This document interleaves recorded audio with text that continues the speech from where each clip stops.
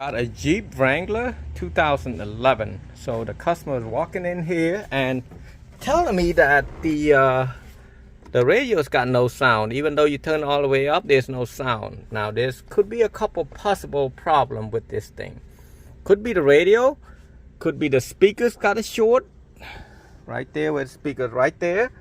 There's 4 of them and 1, 2 over here. I don't know. I asked her that was it the that it's got wet anything. She said last year, so I don't know yet. So I'm going to I got the radio removed to remove this car, this truck.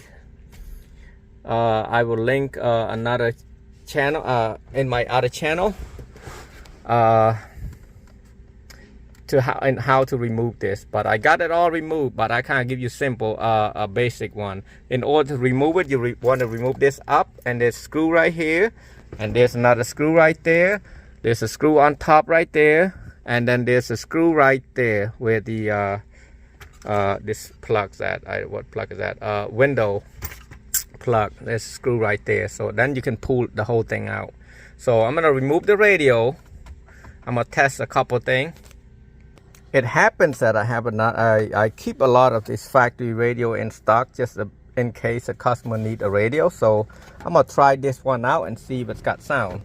So what you want to do, you need a plug right here. I'm gonna link that below to buy you a plug, or what you can do, you can tap it to this wire right there, but it's kind of hard to do that. I wouldn't recommend that. The wiring harness probably cost you about 20 bucks to do.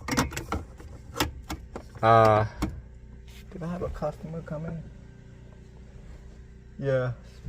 So what you want to do, you want to test the speaker. You want to make sure there's 8 wire right there, okay?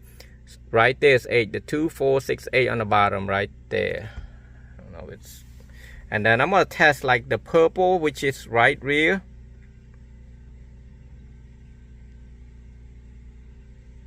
And see if it's making any noise. That means if it doesn't make noise, or it got hot quick, that means it's got a short right there.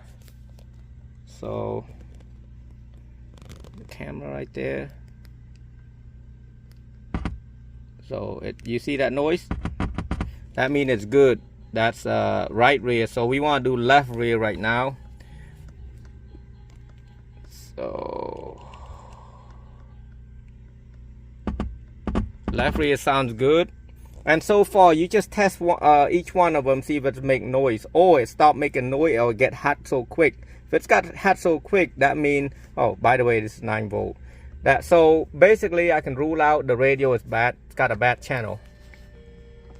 So I found a radio, another radio that's does the same feature. I test a couple other radio. It doesn't have the light, so it didn't work. So some of them are made for Chrysler, some of them are made for Dodge, but this one works perfectly for that. So it was the radio that's got oh, that's weird. I didn't hook up the antenna, so that's the main thing. But yes, it does work, and I've got like 5 or 6 of this radio. I almost gave up and try to sell the customer another radio, but anyway, I got this radio. I'm gonna talk to her and see what happens.